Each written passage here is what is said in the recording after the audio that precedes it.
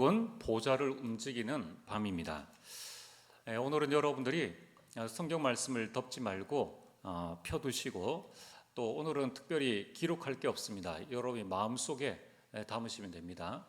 오늘 가장 중요한 것은 보좌를 움직이는 밤, 이 단어만 여러분들이 딱 붙잡으시면 됩니다. 자, 먼저 서론으로, 여러분, 우리 가정 또 여러분의 현장이 아무리 어렵다 할지라도 복음 가진 한 사람이면 충분합니다. 자, 오늘 이스라엘 왕 중에 아주 의롭게 산 그 왕이 바로 히스기야 왕이었습니다. 그러나 히스기야 왕의 그 왕 되기 이전에 그 유다 나라의 배경은 결코 쉬운 그 배경이 아니었습니다. 특별히 그 아버지가 바로 아하스 왕입니다. 자, 우리 열왕기하 16장 1절에서 8절을 한번 펴보시길 바랍니다. 열왕기하 16장 1절 읽어보면은 르마리아의 아들 베가 제17년에 유다의 왕 요담의 아들 아하스가 왕이 되니. 자, 아하스가 왕이 되었습니다. 2절에 아하스가 왕이 될 때의 나이가 20세라. 예루살렘에서 16년간 다스렸으나, 자, 16년 동안에 어떤 일들을 했는가 하면은 그의 조상 다윗과 같지 아니하여 그의 하나님 여호와께서 보시기에 정직히 행하지 아니하고 이스라엘의 여러 왕의 길로 행하며 또 여호와께서 이스라엘 자손 앞에서 쫓아내신 이방 사람의 가증한 일을 따라 자기 아들을 불 가운데로 지나가게 하며. 그래서 이 정도면은 어느 정도인지 아시겠죠? 이제 읽어보고 나서 또 말씀을 드리겠습니다. 4절에 보면은 또 산당들과 작은 산 위와 모든 푸른 나무 아래에서 제사를 드리며 분향하였더라. 자, 왕의 수준이 지금 이 수준입니다. 자, 지금 이 20세의 아하스가 왕이 되어가지고 16년간 남쪽 유다 나라를 다스렸는데, 아까 우리가 읽은 것처럼 2절에 여호와의 보시기에 정직히 행하지 않았다. 어느 정도로 정직히 행하지 않았습니까? 2절에 3절에 이방 사람들의 가증한 일을 따라서 자기 아들을 불살랐다는 거예요. 이게 무슨 말씀입니까? 이 아하스의 그 충격적인 행동을 보여주고 있는데, 그 당시에는 인신 제사가 있었습니다. 이 국가나 또 이 지역에 어떤 큰 어려움이 있으면은 자신의 아들을 불에 태워서 몰렉이라는 이 신에게 바치는 인신 제사를 가리키는 거예요. 지금 요 앞에 읽어보면은 그 배경이 나오는데, 이 당시의 아람 나라와 그리고 북쪽에 있는 이스라엘이 연합군을 이루어서 이 남쪽 유다를 침공하게 된 것입니다. 그러니까 막을 수 있는 힘이 없는 거예요. 여기에 이 위기를 느낀 아하스가 이것을 해결하려고 이방인들이 하는 것처럼 자기 아들을 제물로 이제 드렸다는 겁니다. 불에 태워서 그 다음에는 그 사체를 갈라가지고 이 몰록이라는 그 제물로 바친 것입니다. 이 말이 뭐냐면은 지금 이 당시에 유다 나라의 영적 상태가 어떠한가, 또 유다 나라를 다스리고 있는 이 아하스라는 왕의 그 영적 상태가 완전 타락의 극에 달하였음을, 하나님을 믿는 것이 아니라 완전 이방인을 따라가는 그런 삶의 수준이었다는 거예요. 자, 거기에서 히스기야 왕이 나오게 됩니다. 자, 그리고 4절에 보면은 산당과 작은 산이 든 모든 푸른 나무 아래에서 제사를 지내며 분향을 했다는 겁니다. 우상 숭배를 했다는 거예요. 그러니까 모든 산, 모든 나무, 거기에다가 다 우상을 만들고 우상 숭배를 했다는 겁니다. 왕이 직접 나서서 그 일을 했다는 거예요. 그리고 이제 아람과 이 이스라엘이 쳐들어오니까 7절과 8절에 보면은 아수르의 원군을 요청합니다. 와서 우리를 좀 도와주세요라고 이야기를 하는데 그냥 원군을 청한 것이 아니라 7절에 보면은 이렇게 이야기합니다. 아수르 왕에게 가서 나는 당신의 아들입니다. 그리고 나는 왕의 신복이요 왕의 아들입니다. 그러니까 전혀 하나님을 찾지 않고 사람을 의지해서 이 아수르를 섬기도록끔 이렇게 했다는 것입니다. 자, 그러자 이제 어떻게 합니까? 아수르 왕이 좋다. 그러면은 네가 은과 금을 보내라. 이러니까 이제 8절에 보면은 아하스가 여호와의 성전과 왕궁 곳간에 있는 은금을 내어다가, 성전에 있는 은금이 누구 겁니까? 이스라엘 백성들이 다 하나님께 예물 드리는 그 헌금이에요. 그 헌금을 이제 자기가 위험하다고 느끼니까 그것을 아수르 왕에게, 심지어는 이 성전에 있는 모든 것과 왕궁에 있는 모든 것을 가져다가 왕에게 이게 바치게 됩니다. 그러니까 뭐 영적으로 완전 타락한 그런 상황이고 온 나라가 이 어려움을 당할 수밖에 없는 그런 상황이었던 것입니다.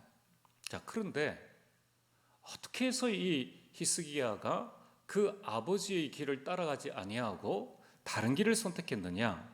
그것이 바로 이 히스기야의 어머니 아비야의 그 신앙심을 따라갔기 때문입니다. 열왕기하 18장 2절에 보면은 이렇게 말씀하고 있습니다. 히스기야가 왕이 될 때의 나이가 25세라 예루살렘에서 29년간 다스리니라. 그러면서 이제 여기 나온 말씀이 그의 어머니의 이름은 아비요. 그러니까 아비는 애칭이고 원래의 이름은 아비야입니다. 스가리아의 딸이더라. 이 스가리아는 스가랴입니다. 자, 이 스가리아라는 이 사람이 도대체 누구냐 하면은 히스기야의 아버지가 아하스입니다. 아하스의 아버지가 요담입니다. 그 요담의 아버지가 우시아인데 그 우시아의 영적 스승이 이 스리기야입니다. 그러니까 이 우시아가 왕이 되어졌을 때에 그 우시아는 16살에 왕이 되어지는데 그 어린 왕을 옆에서 도운 사람이 바로 스가랴입니다. 그래서 역대하 26장 5절에 보면은 이 스가랴에 대한 말씀을 딱 한 군데 말씀하고 있는데 이렇게 말씀합니다. 하나님의 묵시를 밝히 아는 스가랴. 하나님의 묵시가 뭡니까? 하나님을 경외하도록 돕는 스가랴. 그래서 16살 된 우시아 왕의 옆에서 하나님을 늘 경외하도록 영적 지도를 해준 사람이 바로 스르기야예요. 스가랴라는 이런 이름을 가진 그 아버지입니다. 그러면서 하는 말씀이 스가랴가 사는 날에 하나님을 찾았고, 하나님을 찾았다는 말은 이제 왕을 돕고 국가에 일어나는 모든 일, 모든 사건들 가운데에서 하나님을 찾았다는 거예요. 하나님의 뜻이 무엇인지를 찾은 사람이라는 거예요. 그때에 그가 여호와를 찾을 동안에는 하나님이 형통하게 하셨더라. 이걸 그의 딸 아비야가 본 것입니다. 하나님을 찾을 때에 하나님께서 정말 형통하게 하시는구나. 그 언약의 가문의 딸을 통하여서 이 히스기야 왕이 출생하게 된 것입니다. 그래서 한 나라의 대통령은 그냥 나오는 것이 아니라 그 가정에 복음 가진 한 사람, 그 한 사람이 외할아버지와 어머니의 그 영적 작품이 바로 히스기야 왕이라는 거예요. 자, 오늘 여러분들이 서론에서 분명히 붙잡아야 될 게 뭐냐면은, 여러분, 우리는 자녀들에게 신앙의 본을 보여주면 됩니다. 여러분, 이 스가리아가 우시아 왕으로 하여금 계속 하나님을 경외하도록 16살에 왕이 되어졌으니까 얼마나 힘들겠느냐는 거예요. 그때마다 예배가 무엇인지, 복음이 무엇인지, 말씀이 무엇인지, 기도가 무엇인지 항상 그 옆에서 하나님을 경외하도록 도왔다는 것입니다. 오늘 우리에게 이런 부모가 되어지면 된다는 거예요. 여러분, 그 부모가 남자든 아버지든 어머니든 아무런 상관이 없습니다. 하나님을 경외하고 하나님을 알 수 있도록 계속 돕는 영적 스승이 있다면은 그 한 사람을 통하여서 가정이 살아나는 것입니다. 여러분, 우리 구역에 이 스가리야와 같은 이 하나님을 경외하도록 돕는 우리 구역장 권찰이 일어나면은 그 구역은 살아나는 겁니다. 여러분, 이것을 알고 우리 지역에서 지교회를 하면서 연약한 자들도 또 부족한 자들도 그들을 나무라는 것이 아니라 그들이 하나님을 경외할 수 있도록 옆에서 돕는 그 영적 스승의 역할을 할 수 있는 아비야와 같은 한 사람만 있으면은 나라도 살릴 수 있다. 올바른 왕을 세울 수 있다는 것입니다.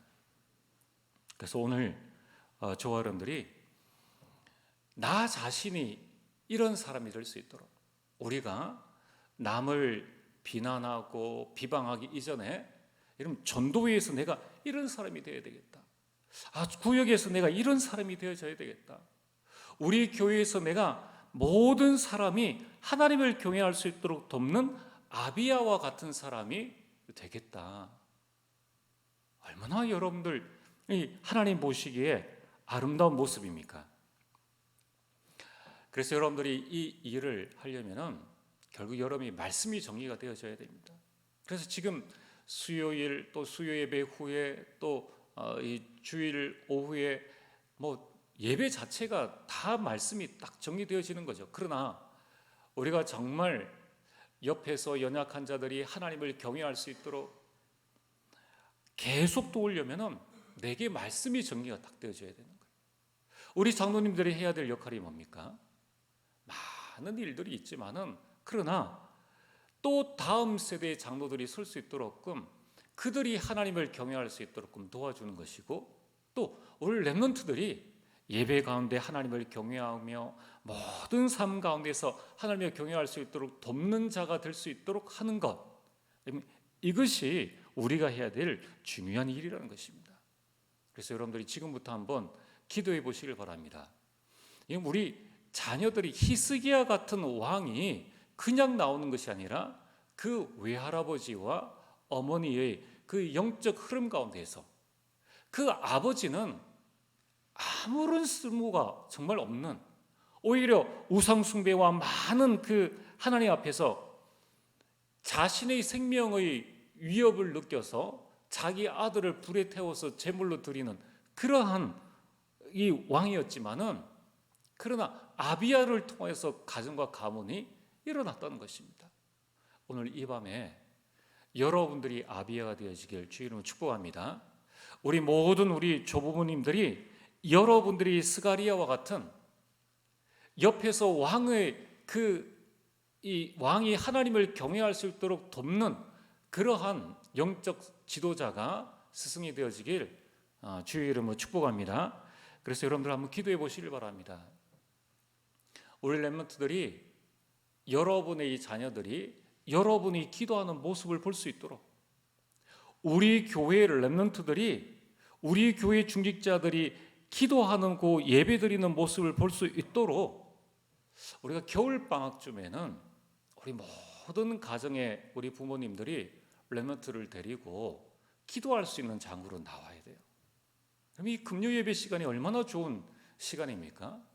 우리의 주중에 모든 시간들이 다 중요하고 너무나 감사하지만은 주일은 한 주간의 삶을 정리하고 또 한 주간의 삶을 계획하면서 그 가운데서 말씀을 붙잡는 시간이요.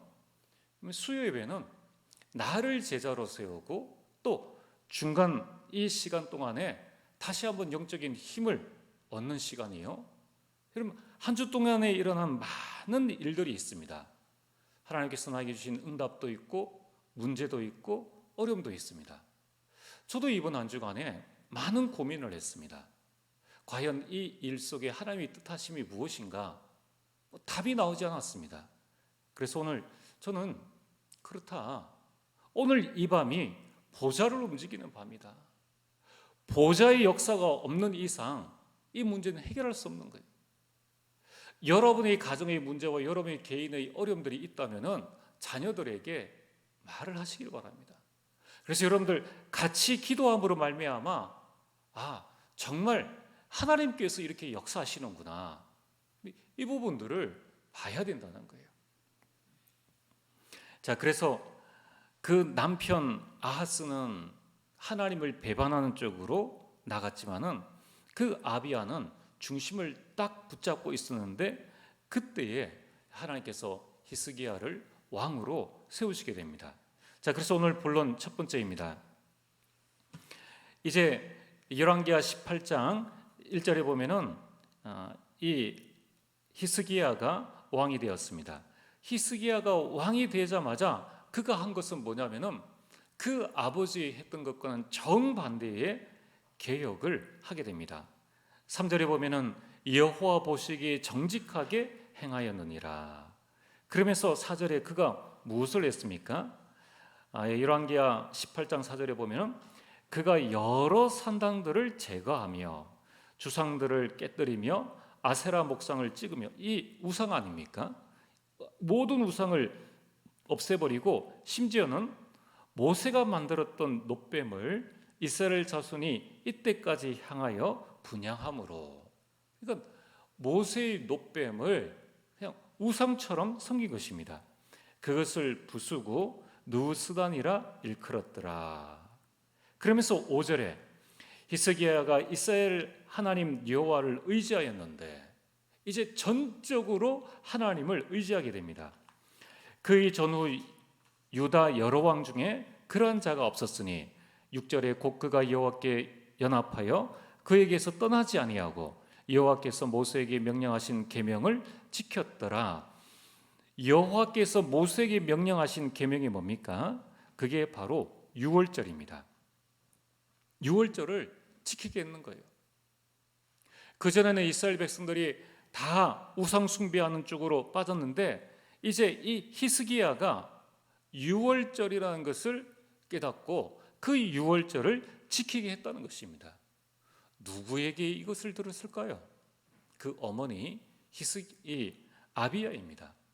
그러면서 이제 7절에 보면은 그 계명을 지키니까 여호와께서 그와 함께 하심에 그가 어디로 가든지 형통하였더라.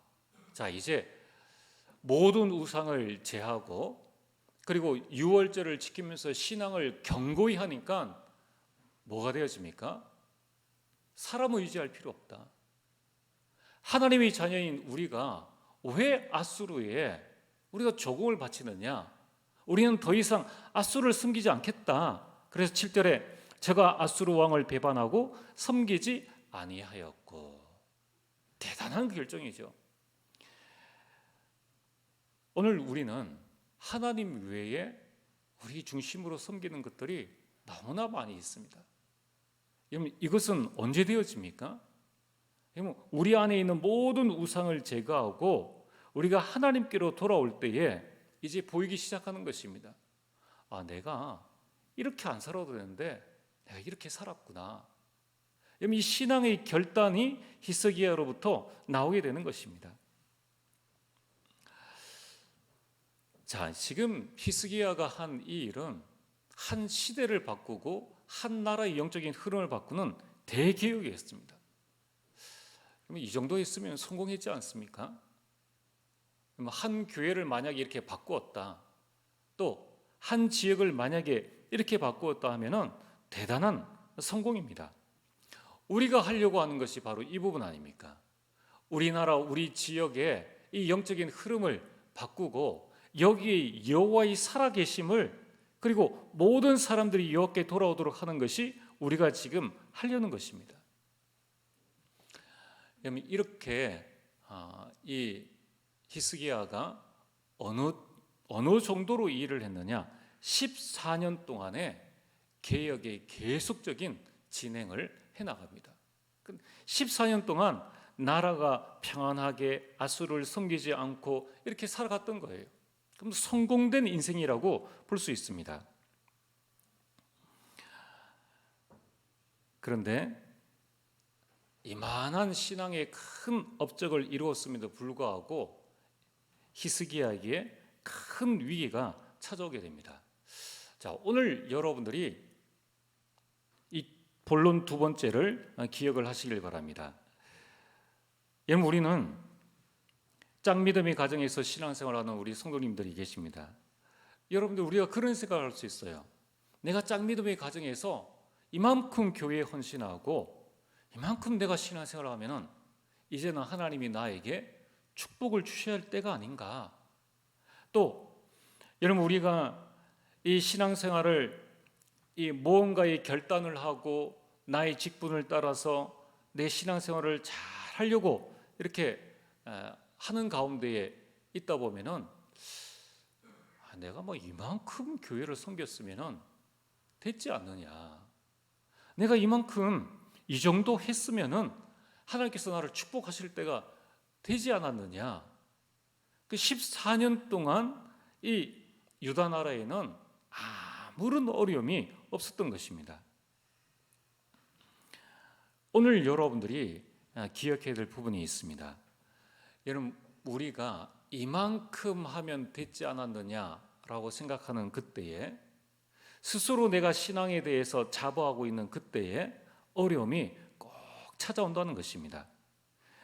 여러분, 이 어려움은 신앙생활을 막는 것이 아니라 하나님은 그 어려움을 통해서 우리에게 큰 응답을 주시려는 것입니다. 자, 히스기야에게 찾아온 위기가 뭡니까? 열왕기하 18장 13절에 이제 아수르를 섬기지 않겠다고 하니까 아수르 왕 사네립이 유다를 침략하게 됩니다. 이때 히스기야는 큰 위기를 느끼게 됩니다. 뭐냐면은 이 아수르가 북쪽 이스라엘을 이미 점령했기 때문이에요. 남쪽 유다를 점령하는 것은 결코 어렵지 않은 일이라는 것을 이 히스기야는 알고 있습니다. 그때에 이 다급해진 히스기야가 어떤 이 인본주의를 씁니까? 여기 14절에 보면은 열왕기하 18장 14절에 보면은 이렇게 말씀하고 있습니다. 유다 왕 히스기야가 라기스로 사람을 보내어 아수르 왕에게 이르되 내가 범죄하였나이다. 나를 떠나 돌아가소서. 아수르, 이 히스기야가 무슨 범죄를 했습니까? 아무 범죄한 게 없어요. 그런데 생명의 위험을 느끼게 되자 뭐가 나옵니까? 옛체질이 나오는 거예요. 그 아버지가 했던 그 옛체질들이 그대로 나오는 것입니다. 내가 범죄하였나이다. 나를 떠나 돌아가소서. 왕이 내게 지우시는 것을 내가 당하리이다 하였더니, 그러니까 그 아버지에게 했던 그대로를 아수르 왕이 요구를 합니다.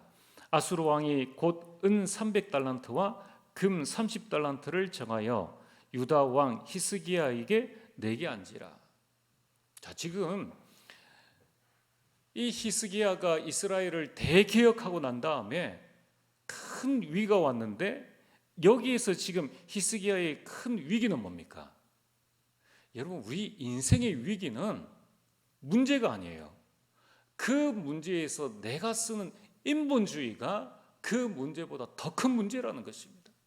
하나님을 바라보지 않는 그 인본주의가 문제 이상의 문제를 만들어낸다는 것입니다. 그래서 히스기야가 어떻게 하게 됩니까? 15절에 보면은 히스기야가 이에 여호와의 성전과 왕궁 곳간에 있는 은을 다 주었고, 누가 했던 일입니까? 그 아버지 아하스 왕이 한 그대로를 하게 됩니다. 왜 그렇습니까? 봤으니까요. 본 대로 하게 되는 거예요. 들은 대로 하게 되는 겁니다.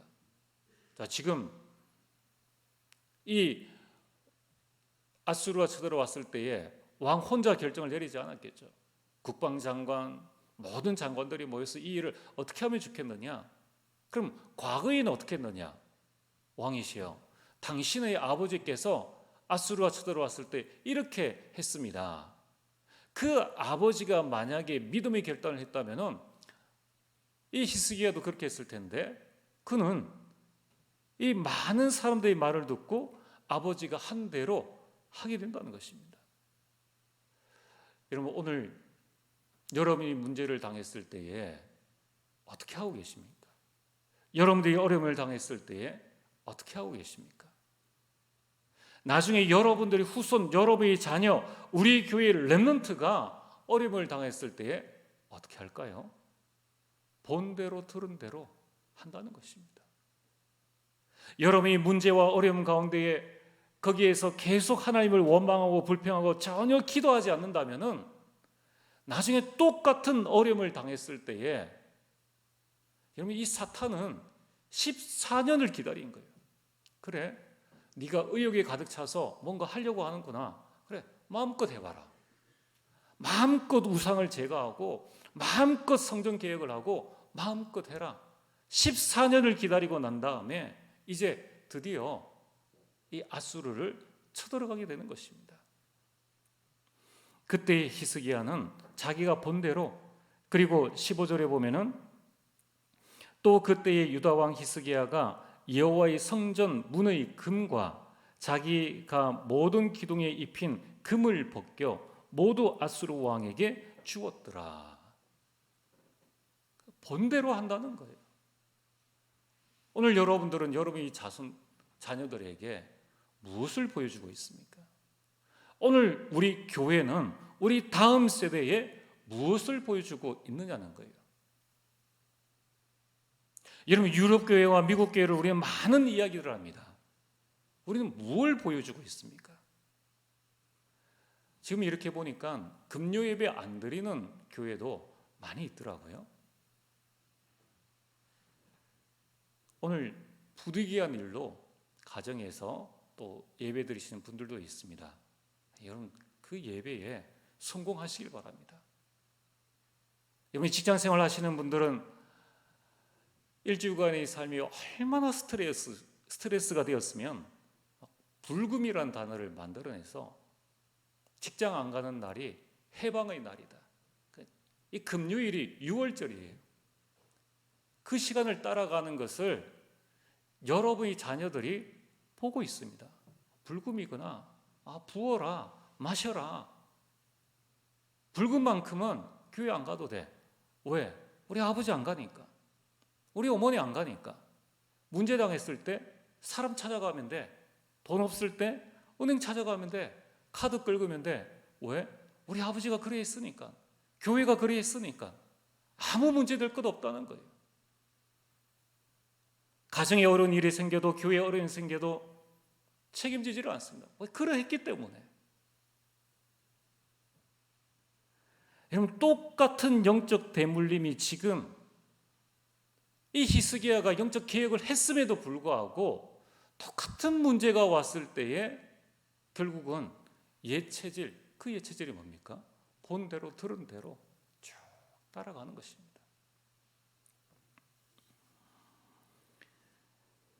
여러분, 그러면서 21절에 그가 했던 그대로, 아버지가 했던 그대로 애굽의 지원군을 요청하게 됩니다.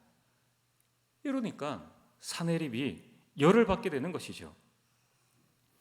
그래서 람사게로, 장관 람사게를 보내어서 다시 한번 이 히스기야를 치게 만드는 것입니다. 자, 오늘 우리 성도님들께서 꼭 기억하셔야 될 것은, 여러분, 성도의 가장 큰 위기는 인본주의입니다. 하나님을 바라보지 않고 인본주의를 쓰는 것. 여러분, 그 인본주의는 문제 해결책이 전혀 아니라는 것이에요. 그건 사단의 달콤한 덫입니다.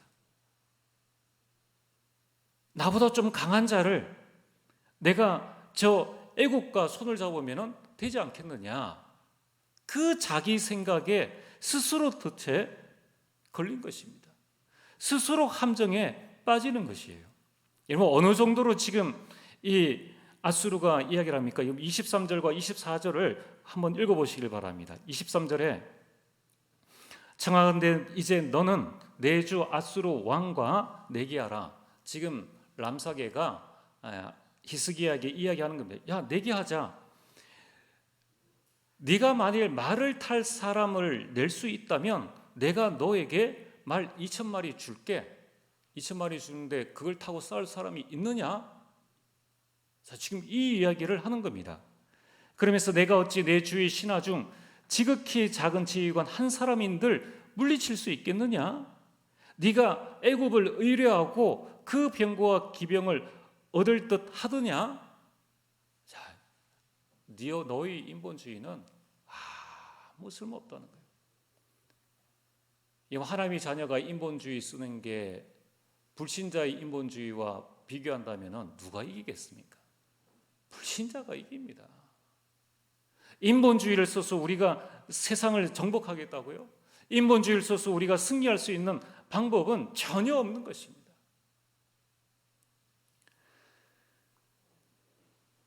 이 왕으로서 얼마나 수치스러운 말을 듣게 된 것입니까? 그러면서 하는 이야기가 29절입니다.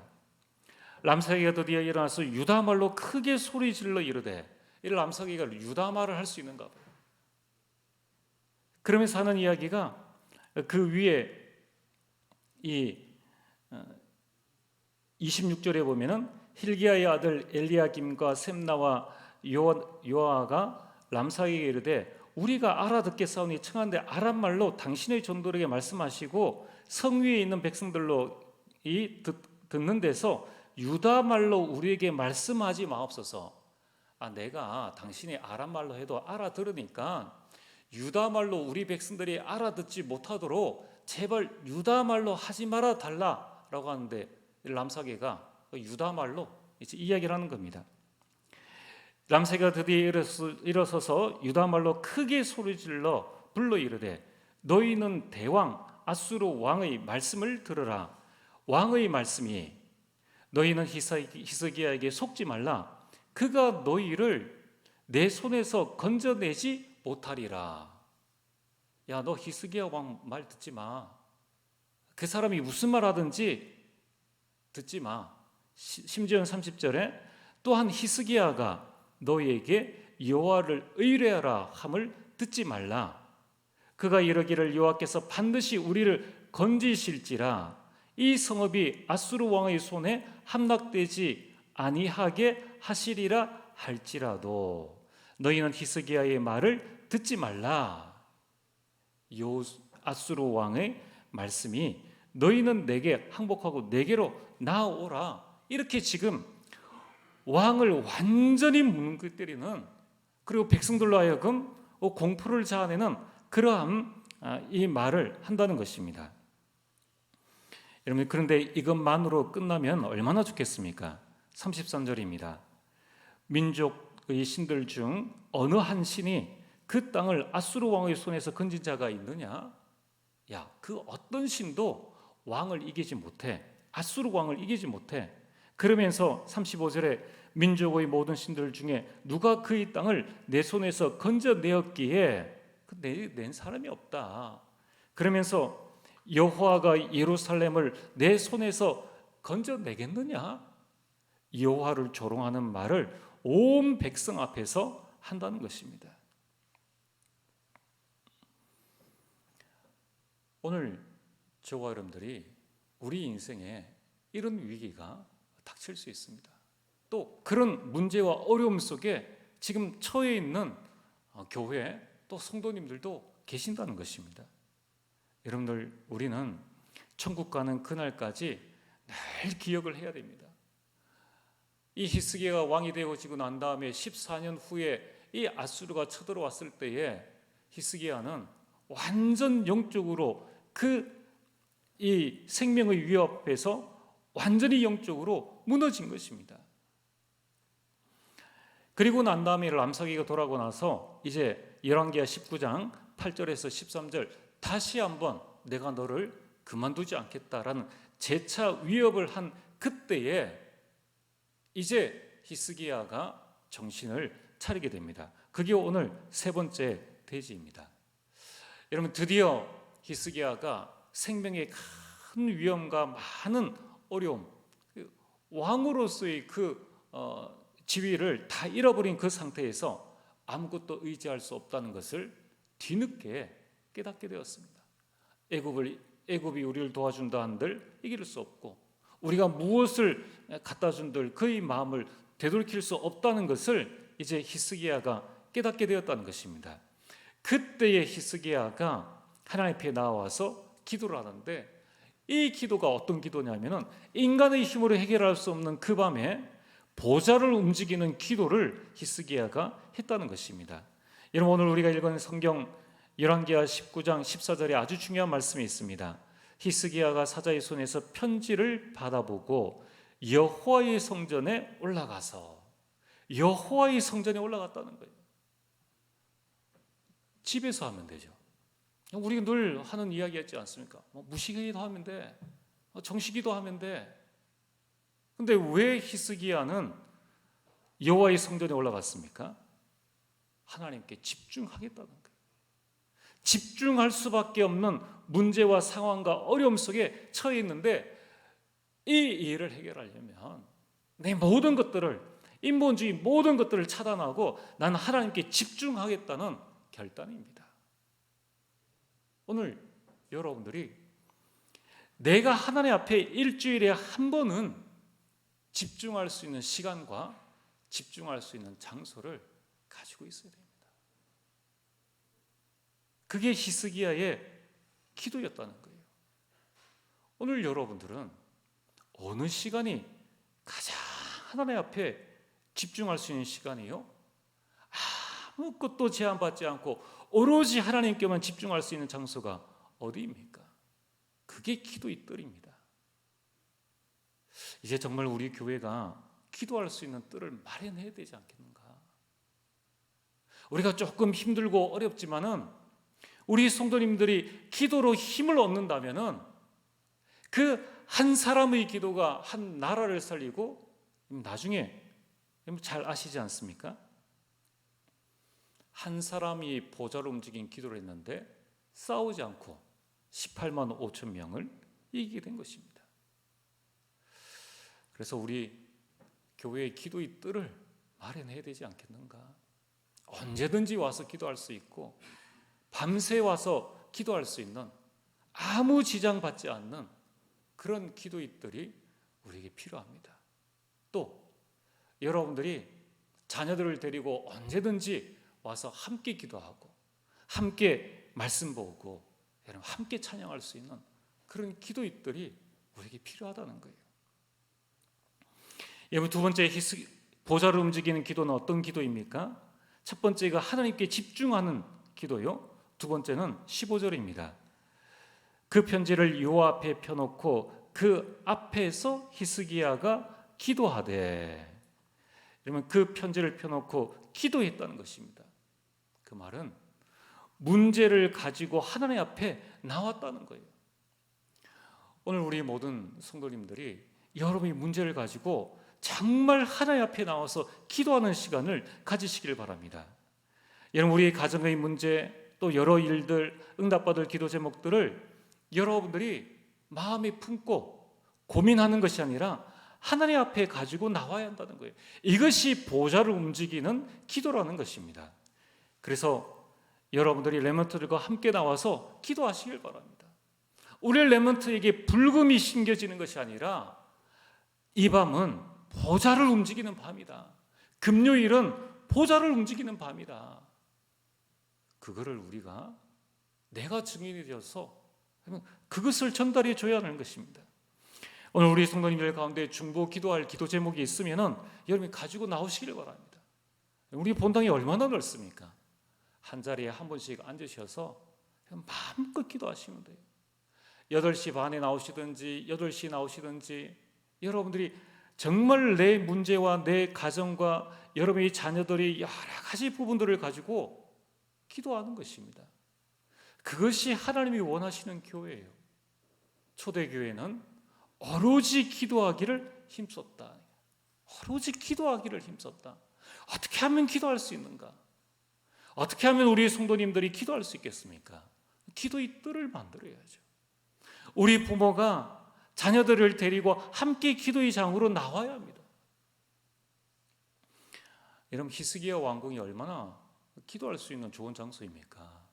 그때 집중하기 위해서 나왔다는 것입니다. 그때에 히스기야의 고백입니다. 그룹들 위에 계신 이스라엘의 하나님 여호와여, 그룹들 위에 계신 이스라엘의 하나님 여호와여. 이제 히스기야의 눈에 보좌의 하나님을 바라보게 된 것입니다. 오늘 우리 영안이 열려져야 됩니다. 하나님의 자녀는 인본주의로 사는 것이 아니라 신본주의로 사는 거예요. 그 시간과 그 장소를 가지고 있어야 됩니다. 그러면서 히스기야의 기도의 내용이 뭡니까? 19절에 보면은 천하 만민이 주 여호와가 홀로 하나님이신 줄 알게 하옵소서. 하나님께서 여러분들에게 왜 문제를 주십니까? 하나님께서 여러분들에게 왜 어려움을 주십니까? 여호와가 하나님이신 줄 여러분의 후대와 여러분의 지역에 있는 모든 사람들이 알게 하도록 하기 위해서. 그렇다면 오늘 우리는 뭐만 하면 됩니까? 보좌를 움직이는 기도만 하면 된다는 거예요. 여러분, 어느 시간에 제일 집중할 수 있습니까? 어느 장소가 제일 집중할 수 있는 장소입니까? 결국 이 보좌를 움직이는 기도를 한 그 결과가 어떻게 되집니까? 아까 읽었던 35절, 이 밤에 히스기야는 기도했는데 하나님의 역사는 밤에 일어난 것입니다. 산의 예배의 최후는 어떠했습니까? 37절에 참 비참하죠. 하나님을 조롱하고 그리고 하나님이 세우신 왕을 조롱한 그 사내립은 아들들의 손에 죽었습니다. 여러분들 37절에 보면은 그가 그의 신 니스로그의 신전에서 경배할 때에 아드람 멜렉과 사레셀이 그를 칼로 쳐 죽이고, 이 두 사람이 이 사네립의 아들입니다. 그 아들이 아버지를 죽이는 거예요.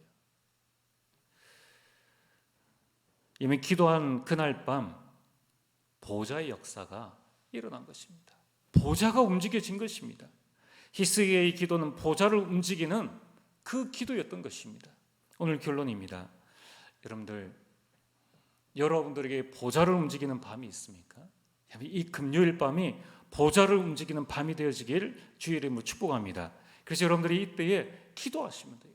여러분의 문제를 가지고 나와서 기도하시면서 성삼위 하나님께서 역사하시고 성삼위 하나님의 말미암는 오히려 이 문제를 이길 수 있는 영적과 지력과 체력과 경제력과 인력을 달라고 기도하시길 바랍니다. 그래서 여러분 금요일에는 편안한 시간, 여러분 가정에서 예배드립니까? 가장 집중할 수 있는 분위기를 딱 만드시고 휴대폰 꺼두시고 한번 보좌를 움직이는 밤이 되어질 수 있도록 기도해 보시길 바랍니다. 성전에 나오셨습니까? 가장 편안한 자세로 여러분 아무 때나 앉으시면 돼요. 거기에서 여러분들이 하나님께서 나에게 주신 삶 생명을 누리는 것입니다. 누가 나에게 주신 이 하나님의 형상과 영혼과 에덴의 축복을 빼앗아 가겠습니까? 빼앗아갈 수 없다는 거예요. 문제를 당해도 우리에게 어려움이 와도 삶 초월의 능력을 내가 체험하는 것입니다.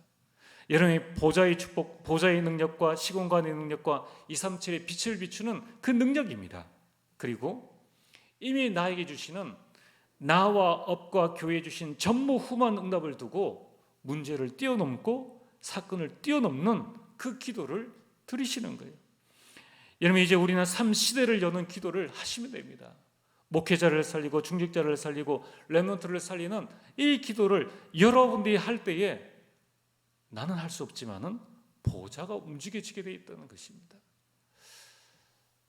그래서 앞으로 우리 금요 예배 시간은 여러분들이 편안하게 오셔서 정말 보좌를 바라보고 기도하시고, 메시지 후에는 우리가 찬양하고 함께 기도하고, 혹시 중보 기도할 제목이 있으면은 그 부분을 두고 우리 온 성도가 함께 기도하고요.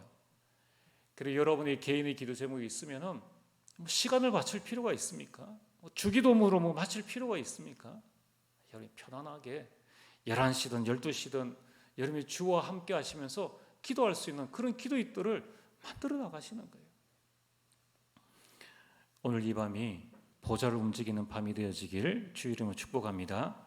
우리 오늘 주신 말씀을 기억하면서 찬송가 10장, 여러분 오늘 이 시간에는 정말 전능왕 오셔서 주 이름 찬송케 하옵소서, 영광과 권능의 성부여 오셔서 우리를 다스려 주옵소서.